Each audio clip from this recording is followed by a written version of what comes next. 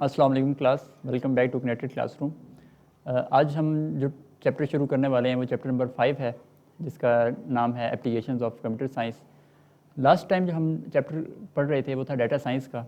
उसकी हमने data science की मुख्तलिफ एप्लीकेशंस देखी, उसमें जो कॉन्सेप्ट्स यूज़ होते हैं वो देखे। बेसिकली वो चैप्टर जो था इस चैप्टर का बैकबोन का काम करता है। तो डाटा साइंस का कॉन्सेप्ट आई होप कि आपको समझ आ चुका होगा और आपको अच्छी तरह ग्रेस्प किया होगा आपने। अब हम मूव करने वाले हैं अपने जो नेक्स्ट चैप्टर है, उसमें हम डिस्कस करेंगे आर्टिफिशियल इंटेलिजेंस को, मशीन लर्निंग को, इनकी टाइप्स को, इनकी डोमेन्स को, और उसके अंदर हम जो थर्ड चीज़ है वो डिस्कस करेंगे क्लाउड कंप्यूटिंग। तो बेसिकली चैप्टर 5 जो है हमारे पास 3 डोमेन्स के अंदर हमारे पास हमें इंफॉर्मेशन प्रोवाइड करेगा, एआई की, एमएल मशीन लर्निंग, और उसके बाद हम क्लाउड कंप्यूटिंग के बारे में पढ़ेंगे। तो चलते मूव करते हैं। सबसे पहले एआई और एमएल क्या होता है। जैसे हमने पढ़ा था एक डाटा साइंस के अंदर उसकी सब फील्ड होती थी, या मशीन लर्निंग में हमने उसके अंदर सब फील्ड डीप लर्निंग की बात की थी। एज इट इज़ एआई जो है आर्टिफिशियल इंटेलिजेंस, उसके अंदर मशीन लर्निंग काम करती है। अब वो होती क्या चीज़ें, दोनों डोमेन्स आए उसको डिस्कस करते हैं। सबसे पहले हमारे पास मौजूद है एआई, उसके बाद है मशीन लर्निंग। तो आर्टिफिशियल इंटेलिजेंस बेसिकली क्या है, a branch of computer science to make computer controlled machines that can intelligently perform human like task. तो आपको अंदाज़ा हो ही गया होगा कि मैंने आपको लास्ट टाइम ही बताया था जब हम पिछले चैप्टर में कॉन्सेप्ट्स में पढ़ रहे थे एआई को, कि आर्टिफिशियल इंटेलिजेंस बेसिकली इंटेलिजेंस जो है वो 2 टाइप्स की होती है, natural and artificial. Natural intelligence वो होती है जो कि अल्लाह ताला ने इंसान को प्रोवाइड की हुई है, या जानवरों को, परिंदों को प्रोवाइड की हुई है। क्या ऐसा हो सकता है कि हम इंसान की जो नेचुरल इंटेलिजेंस है वो मशीन में ट्रांसफ़र कर सकें और मशीन्स को इस तरह कंट्रोल कर सकें कि वो इंसानों की तरह बिहेव कर सकें, सोच सकें, रैशनल थिंकिंग कर सकें और डिसीजन मेकिंग में मददगार साबित हों? बिल्कुल ये काम हो सकता है। तो जैसे इंसान का ब्रेन जो है वो वर्कआउट करता है, सोचता है, समझने की सलाहियत रखता है, उसी तरह मशीन्स को क्या करते हैं, सीखने समझने की सलाहियत प्रोवाइड करते हैं। तो इस चीज़ के अंदर हमारे पास कौन हेल्प आउट करेगा, हमें एआई। अब एआई क्या खुद कोई काम करेगी? बेसिकली ये कंप्यूटर साइंस की एक ब्रांच है, एक पूरी ब्रॉड फील्ड है जिसके अंदर हम उन चीज़ों को डिस्कस करते हैं जो कि मशीन्स को सिखाने में ज़हानत के साथ जो है वो मददगार साबित होती हैं। उसकी बहुत सारी सब डोमेन्स हैं जिसमें से एक है मशीन लर्निंग। इसको मज़ीद देखते हैं क्या बात दिख रहा है यहाँ पे। Using AI based machines is like fixing an intelligent brain in the machines. जैसे इंसान का दिमाग जो है मशीन्स को दे दिया जाए, that has decision making capabilities to solve complex problems, ताकि वो डिसीजन मेकिंग खुद से कर सकें। देखिए इंसान के अंदर एक थकने की जो है वो एक जो है वो खूबी है, या खामी आप कह लें, कि इंसान थक जाता है। मशीन्स ऐसी चीज़ हैं जो कि थकती नहीं है, उनको आप पावर प्रोवाइड करते जाएँ तो चलती रहेंगी। क्या ऐसा हो सकता है कि इंसान की वो हम एबिलिटीज़ मशीन को दे दें और मशीन जो है 24/7 हमें इंफॉर्मेशन प्रोवाइड करे? तो इस चीज़ को हम क्या कहेंगे, ये ट्रांसफ़र करने की कोशिश करेंगे using AI and machine learning. तो आगे कह रहे हैं कि इस टेक्नोलॉजी की मदद से कंप्यूटर्स को हम ट्रेन कर सकते हैं मुख्तलिफ कामों के लिए, जैसे इंसान करता है। It is a technology related with making intelligent machines and developing intelligent software. तो हम क्या करेंगे, इंटेलिजेंट मशीन्स बनाएंगे और इंटेलिजेंट सॉफ्टवेयर बनाएंगे। आसान अल्फाज में या दूसरे लफ्ज़ों में, it is intelligence shown by machines to help human being in solving various problems efficiently and with high precision. हमारा जो मेन मकसद है वो यही है कि इंसान जो है गलतियाँ करने के चांसेस होते हैं उसमें, तो हम ये क्या करते हैं कि प्रॉब्लम्स को एफिशिएंटली सॉल्व कर सकें और हाई प्रिसीजन के साथ। प्रिसीजन कहते हैं एक्यूरेसी, जिसमें गलती के चांसेस ना हो।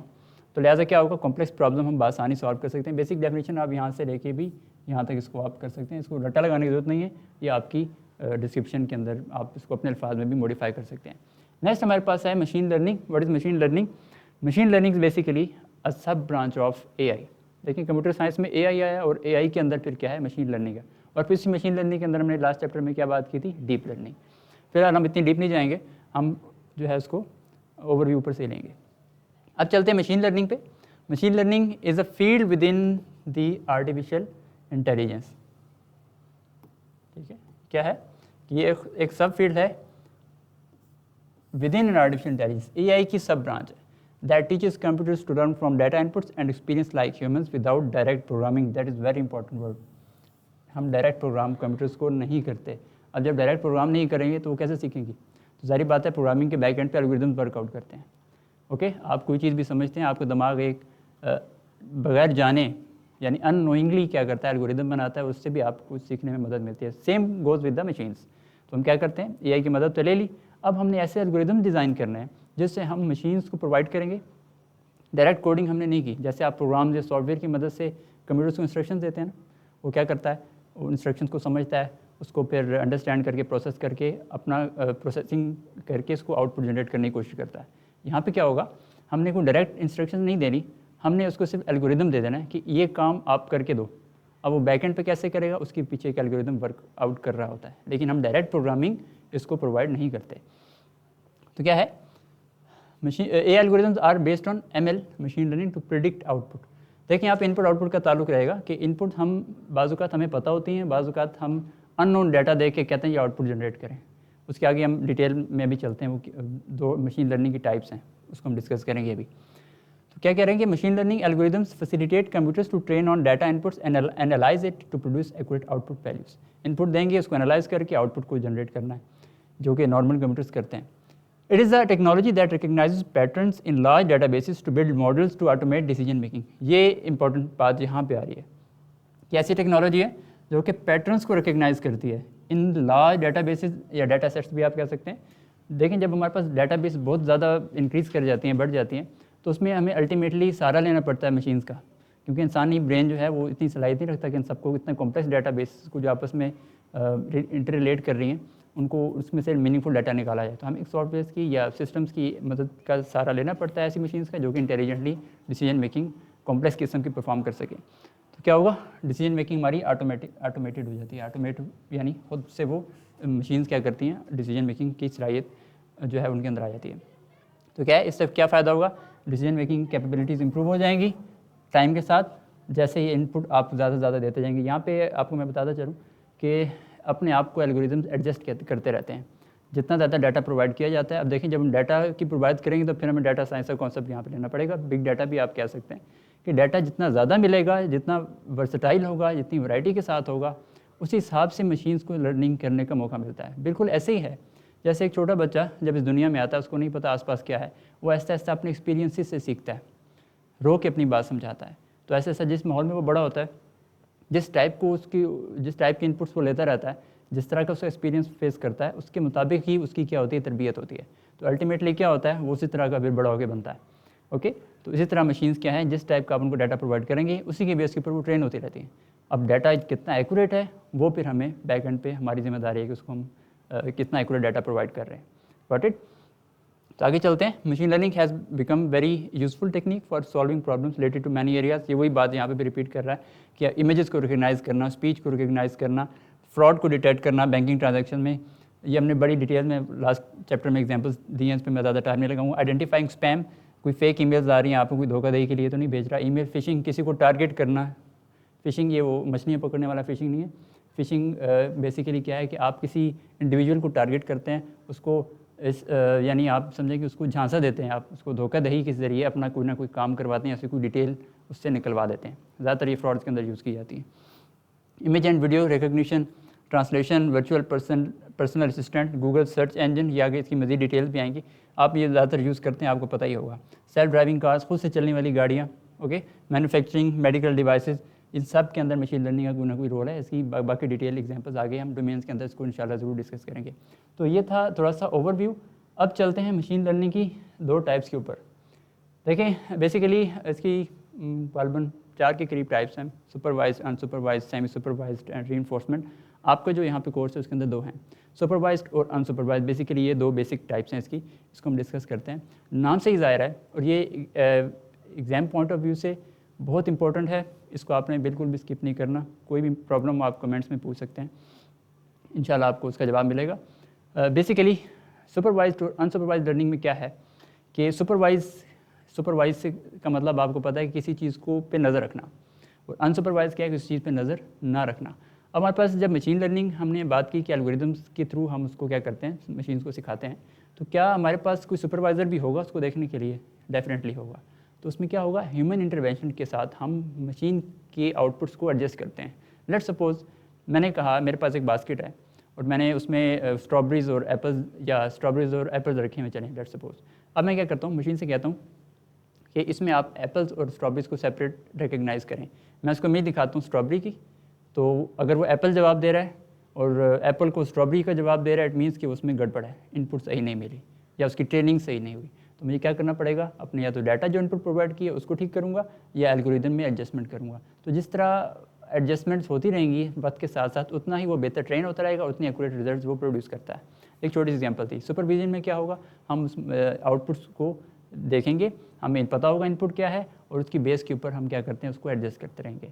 उसमें ह्यूमन की इंटरवेंशन, उसकी मदाखलत ज़रूरी होती है। अनसुपरवाइज्ड लर्निंग में क्या है कि हम मशीन को पैटर्न्स की बेस के ऊपर, हमने कहीं ना कहीं इसको पहले बता चुके थे, मैंने कहा कि आप ये वाला काम करके दिखाएं, और वो चीज़ मशीन के लिए अनसीन होती है, उसने पहले उसको कभी नहीं किया होता। लेकिन पास्ट एक्सपीरियंसेस की बेस के ऊपर, हिस्ट्री की बेस के ऊपर वो उसको क्या करता है, एनालाइज करेगा और उसी के से रिलेटेड जो नया इसको सिनेरियो सामने आ रहा है उसकी बेस पर डिसीजन मेकिंग करता है। बाज़ औक़ात आपके सामने कुछ ऐसे प्रॉब्लम आते होंगे जो आपने कभी डायरेक्टली हल नहीं किए होंगे, सॉल्व नहीं किए होंगे, लेकिन उससे मिलता जुलता कोई ना कोई प्रॉब्लम आपने पहले अपनी लाइफ में कहीं ना कहीं सॉल्व किया होगा, तो उसका आपको फ़ायदा होता है, तो आप क्या करते हैं उसको अप्लाई करके सोल्यूशन की तरफ जाने की कोशिश करते हैं। अब वो सोल्यूशन सही है गलत है इसका अंदाज़ा फिर बाद में लगाया जाता है। तो इसकी डिफरेंसेस मैंने जो है वो बनाए हुए हैं, मैं आपको उस पर भी आपको डिस्कशन उस पर ऊपर हम करते हैं। बहरहाल देख लेते हैं यहाँ पे क्या लिखा हुआ है इसने। सुपरवाइज्ड लर्निंग में क्या होगा, ऐसे एल्गोरिदम है जिसमें मशीन्स क्या करेगी, ये बड़ा इंपॉर्टेंट है, लिखिए भैया बांध यहाँ पे, take a set of set of known input data, sorry मैं इसका नॉन पढ़ रहा था, known input data and known output responses. ठीक है, ये इनपुट आ गई और ये आपकी आउटपुट आ गई, जिसको आईओ भी कहते हैं।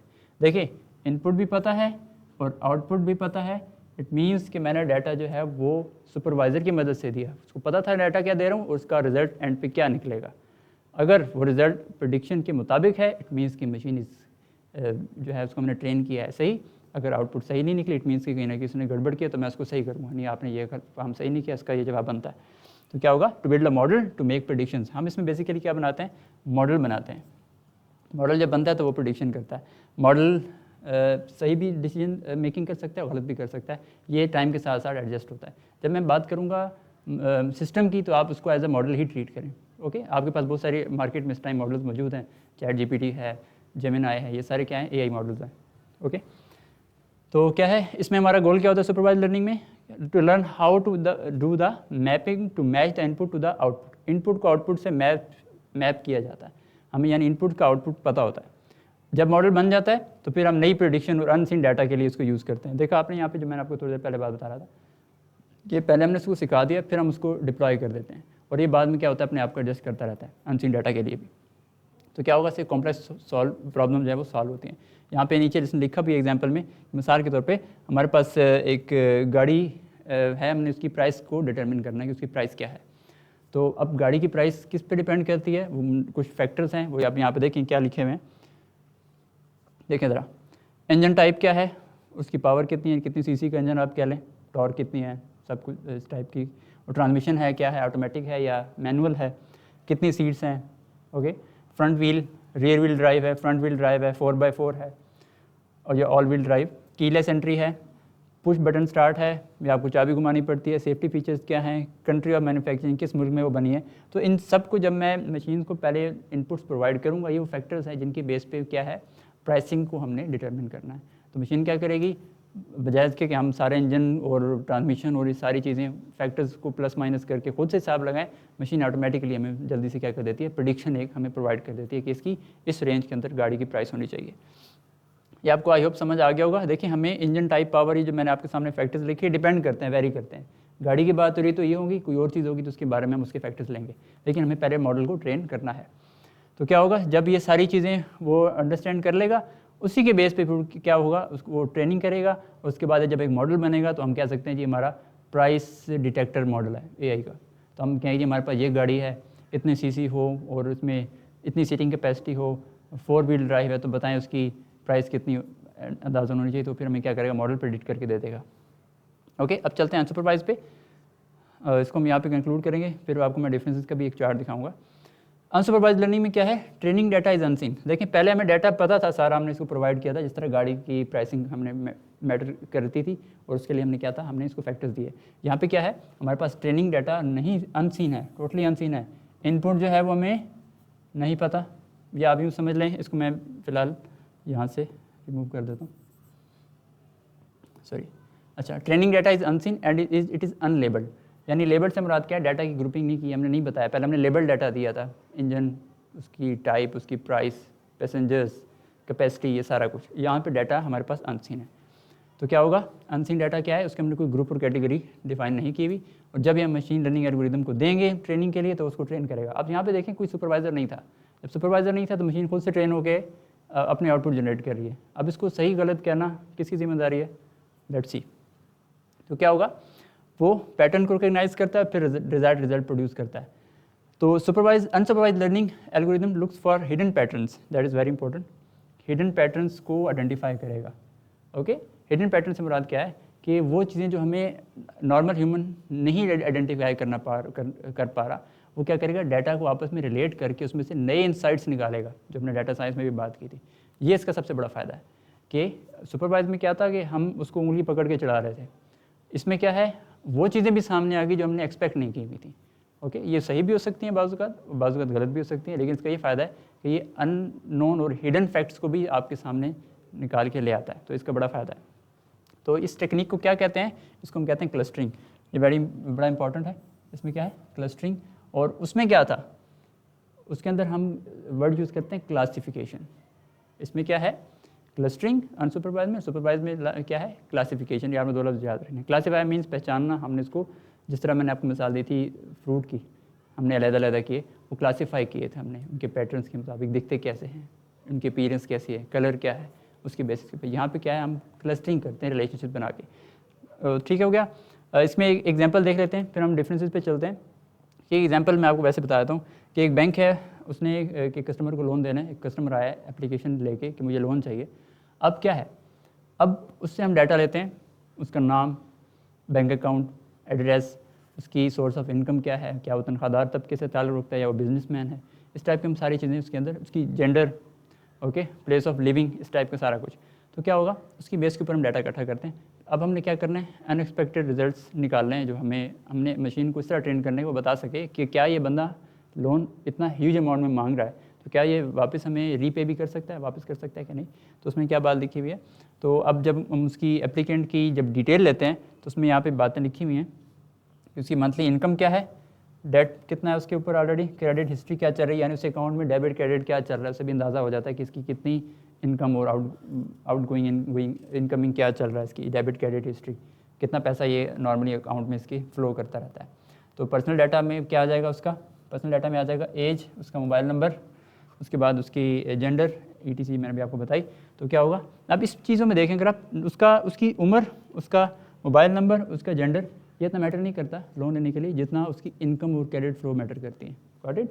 तो क्या होगा, उस इन्फॉर्मेशन की बेस के ऊपर क्या होगा, उसको हम ये चीज़ें एलिमिनेट कर देंगे, और जो हमारे लिए पास काम की चीज़ें उसके थ्रू हम क्या करेंगे, मॉडल को यानी मॉडल को खुद इतना कैपेबल होना चाहिए कि ये चीज़ें इग्नोर कर दे। यानी देखें यहाँ पे मैंने उसको सिर्फ डिटेल दे दी, उसने खुद अंदाज़ा लगा लिया कि मुझे क्या चीज़ें यहाँ से उठानी है और क्या चीज़ों को डाटा, किस चीज़ को मुझे ज़रूरत नहीं है। तो जो चीज़ें लोन के पॉइंट ऑफ व्यू से इंपॉर्टेंट है, डाटा काम आएगा, वो हम यूज़ करेंगे, जबकि मशीन जो है वो ऑटोमेटिकली उसको, जो भी हमारा मॉडल है उसको निगलेक्ट कर देगा। तो चलते हैं डिफरेंसेस के ऊपर, तो फिर मैं आपको इसको डिफरेंसेस को डिस्कस करता हूँ। यहाँ पे देखें, ये AI और ML का मैंने बेसिक डिफरेंस लिख दिया आपके सामने, मे भी एग्ज़ाम में पूछा जा सके, लेकिन आपके कॉन्सेप्ट के लिए है। मैंने आपको भी एक्सप्लेन भी किया डिटेल में कि AI जो है वो ज़रा ब्रॉडर कॉन्सेप्ट है, जबकि मशीन लर्निंग जो है वो AI ही की सब ब्रांच है, सब कॉन्सेप्ट, सब सेट है, सब फील्ड कह लें। AI बेसिकली आपको एक प्लेइंग फील्ड प्रोवाइड कर देता है, ओके। और जबकि ML क्या है, आपको इक्विपमेंट प्रोवाइड करता है जिसके अंदर आपके पास उस फील्ड के अंदर प्ले करने का मौका मिलता है। ओके, हो गया।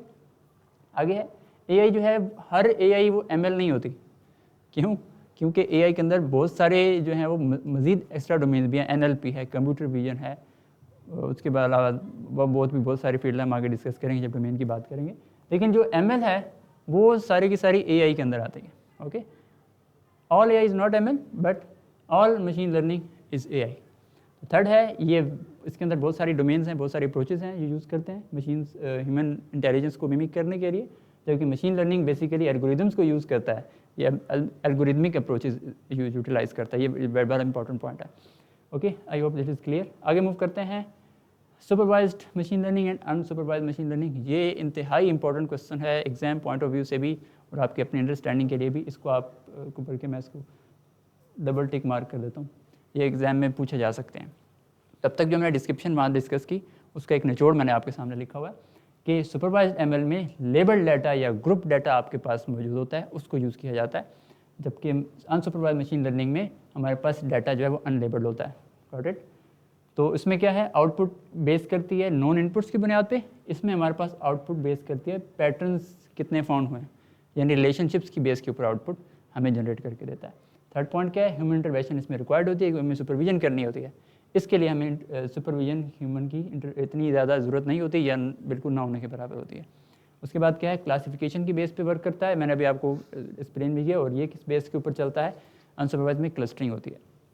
तो एग्जांपल मैंने आपको बताई भी सेपरेटिंग फ्रूट्स की, और उसमें क्या है, चूजिंग आइसक्रीम फ्लेवर आपके पास आइसक्रीम मौजूद है, आपके पास चॉइस है, आप उसमें से कोई भी फ्लेवर चूज़ कर सकते हैं, तो इसमें मेरा नहीं किया सुपरविजन की ज़रूरत, तो मैंने इस वजह से इसको यहाँ पे एग्जांपल लिखी है। आप मज़ीद भी इसको एक्सप्लोर कर सकते हैं।